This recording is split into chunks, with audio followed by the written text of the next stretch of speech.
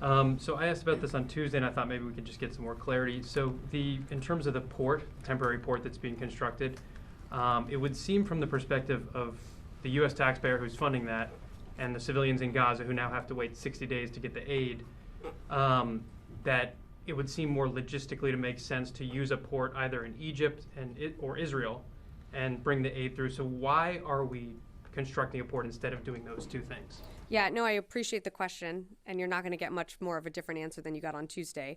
But to clarify, this is a floating pier with a causeway, and in terms of other access points, this is what the U.S. military deemed as the most efficient way to get aid in with our capabilities, and that's why that decision was made.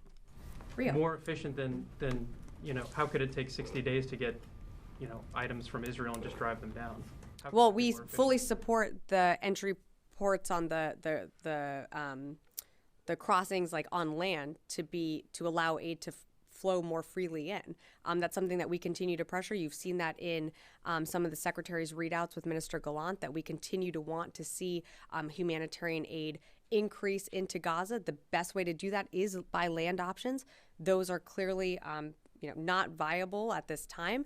And so at the direction of the president, he directed more aid to flow into Gaza to the Palestinian people. So we started conducting airdrops, and now we're conducting a floating pier. To go further than pressuring, why not demand it from the government of Israel, who were, paying billions to support their war? We have very direct conversations with the IDF and at all levels of government with the Israeli government. Rio. Yeah.